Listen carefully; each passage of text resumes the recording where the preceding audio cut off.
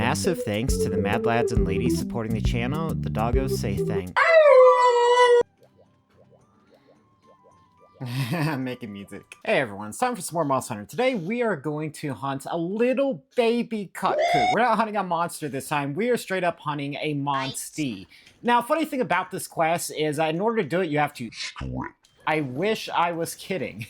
I can't remember exactly what the quest is called. I know that it's an event quest though. So the thing about this little cuckoo is this is arguably the best cuckoo event quest ever made. Not just the best cuckoo event quest, the best cuckoo quest, the best quest in all of Monster Hunter ever made. And it's all because of one little detail that in Monster Hunter 4U, Monster Hunter, wherever else, they didn't do this one little thing.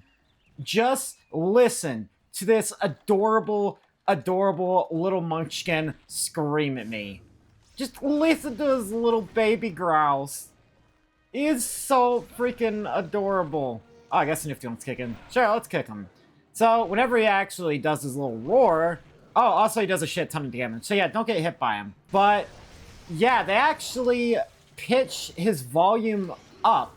Listen to him. Oh my god. He's so freaking adorable. I love this guy so much.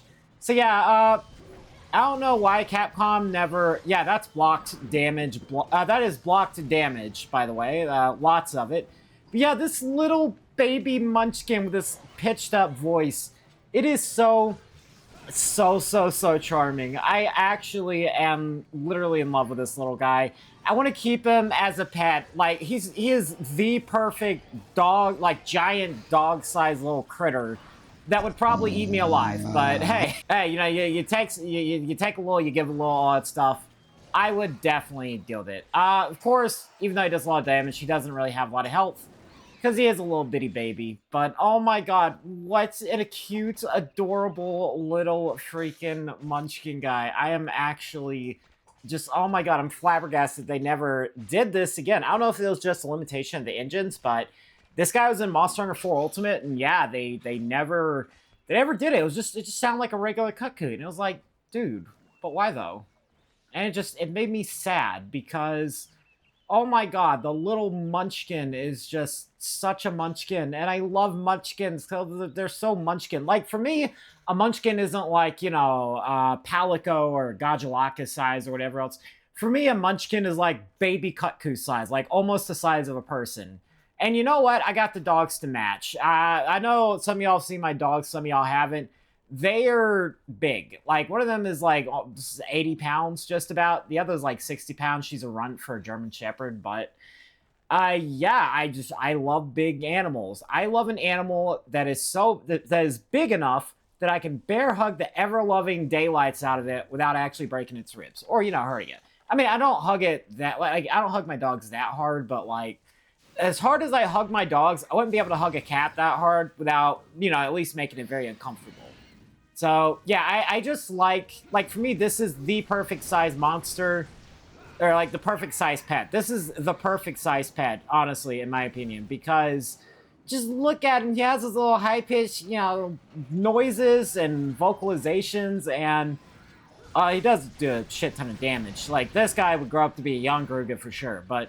Oh my god, it's so adorable. Like, it does, of course, you know, not having armor does contribute to how much damage it does, but look at, just a little tail swipe. Look at how much damage is done to Leanda. Actually insane. Also, Enraged, this guy is quite the little menace, but... Oh my god, I just love this guy so much. Oh, well, there you go. Yeah, I was about to say, oh, that's not good, but, yeah, I managed to win, thankfully. Yeah, that's the baby cuckoos, because, oh my god, how adorable. How adorable. And I know Snifty. Snifty is just absolutely devastated this little baby cuckoo is dead. And you know what? I'm devastated this little baby cuckoo is dead, but you know what? I had fun. This was a really fun mission. Although, because of how quick it was, I am going to see if I can squeeze in one more little mission. Just to wrap up the video. You know, I decided we could just go ahead and fight another cuckoo. Snifty actually left the gathering hall, and I thought he went to put his clothes on. I was going to be like, oh, I guess Snifty doesn't want his cheeks hanging out. Because, you know, that's just what Monster Hunter's about, right? It's letting your... You know what? I'm not even going to finish that. That is not appropriate, but hey, funny stuff. Anyway, yeah, no, I guess he was just switching over to a weaker weapon, so he went and killed the Kutku in like 2 seconds or whatever. Actually, do we need to capture it? No, we just gotta kill it.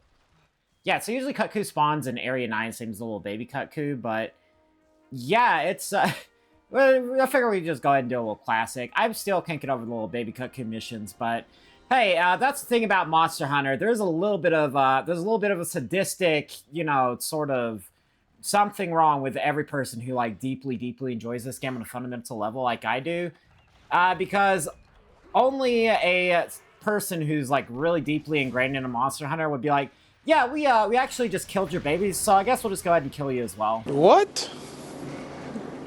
Bro, what are you talking about, man? Wow, that was really dark. Monster Hunter, everybody. Yeah, so like if you look at Leyenda with the damage comparison, and the Kutku, so it says it's 2-star Kutku instead of a 3-star Kutku, but Kutku doing one of those tail swipes does significantly less damage than what the little baby ones did. So yeah, those little baby Kutkus, they were a menace. They would have definitely killed many a hunter in their days if they were actually able to grow up. What? Oh, I thought I actually heard another monster show up. For a second there, just based on the wing beats, I thought it was a Gypsaurus for a second there, but no, it was just Kutku. Yeah, yeah. In these older games, unless it's specifically stated on the quest, you usually don't get other monsters joining the hunt. Well, actually, you never get other monsters joining the hunt. There's one exception in the MMO, Monster Hunter Frontier Z, but we'll get to that whenever we get to that. I'm actually really excited for Frontier because, well, less excited, more worried, but still excited. Because of the movesets, partially, you know, all the different movesets that the weapons got, but also just because, again, this channel's about doing every quest in every game. I'm not here to 100% the games, but I am here to do every quest in every game, and my god, that is going to be a tedious thing. So, like, even, I could probably start whenever I do this whole, like, in, like, 6 months, whenever I move wherever, I'll probably have, like, 6 months worth of rent saved up, and I could probably start at the very beginning of that 6 months, and by the end of it, I'd still probably only be, like, 3/4 of the way through the game, so I'm still deciding on if I want Frontier Z to be a send-off to 2nd gen, or a send-off to the old world, because, you know, before I go into, like, Monster Hunter World. Because I do kind of want to make it a send-off to the second, you know, the old world, but making it a send-off to the 2nd gen would be much more appropriate. At least, you know, in terms of, like, going by these characters' lores and blah, blah. Like I said, I done developed a whole story for all these guys, so I don't know. Well, we'll have to see how I structure it. But yeah, thank you to Snifty and Leyenda for coming to help me out. I think Leyenda was a rando. Either that or they're just newer to the game because they didn't really understand the point of the mission at first, and I had to give them a couple minutes to actually read the board before they understood, oh, yeah, I gotta strip naked so that I can beat up these little baby Kutkus.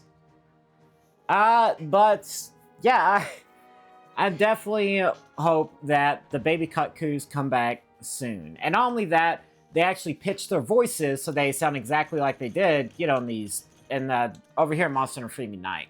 That's just a certain bit of charm that Freedom Unite has for me that none of the other games can really have. It feels like whenever they did their event quests, in this game at least, they went hard. They were like, this isn't just going to be a fun little thing. This is going to be an actual event, and people are going to remember these quests.